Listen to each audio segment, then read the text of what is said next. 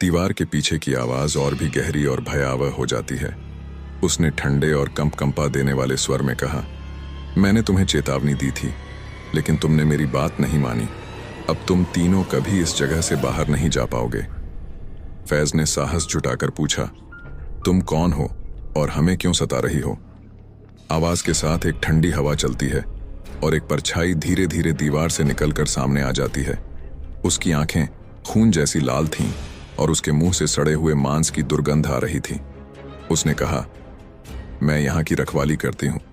ये जगह शापित है और जो भी यहाँ आता है वह अपनी जान गंवाता है। अब तुम भी नहीं बचोगे।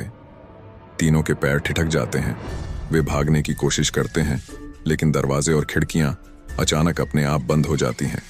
चारों तरफ लड़कियों की दिल दहला देने वाली चीखें गूंजने लगती हैं। ऐसा लगता है जैसे कई आत्माएं एक साथ रो रही हों। हिदायत किसी तरह अपनी हिम्मत बांधकर एक तरफ जाकर देखता है, जहां एक पुरानी धूल भरी किताब पड़ी होती है। हिदायत उस किताब को उठाकर फैज और तबारक के पास लाता है। किताब को देखकर ऐसा लगता है जैसे यह सदियों पुरानी हो और इसकी सतह पर खून के धब्बे हों। जैसे ही वे किताब खोलते हैं, एक गहरा धुआं पूरे कमरे में फैल जाता है और हिदायत के ऊपर वह आत्मा सवार हो जाती है। हिदायत की आंखें सफेद हो जाती हैं और उसकी आवाज किसी और की तरह बदल जाती है। वह आत्मा चिल्लाती है, तुमने किताब खोलकर बहुत बड़ी गलती कर दी। अब तुम दोनों भी मरने के लिए तैयार हो जाओ। तबारक और फैज डर और घबराहट में इधर उधर देखते हैं। तबारक किताब को फिर से पलटता है तो उसमें अजीबोगरीब लिपि में लिखा मिलता है कि जमाते सालिसा ही इस आत्मा को खत्म कर सकती है।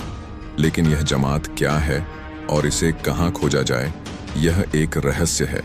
तभी हिदायत की आत्मा और जोर से चिल्लाती है। उसकी आवाज और विकृत हो जाती है। वह कहती है, तुम कभी इसे नहीं खोज पाओगे। अब तुम मेरी दुनिया का हिस्सा बनोगे। तभी कमरे की दीवारें अपने आप बदलने लगती हैं और उन पर खून से अजीबोगरीब निशान बनने लगते हैं। निशानों से एक रहस्यमय दरवाजा प्रकट होता है।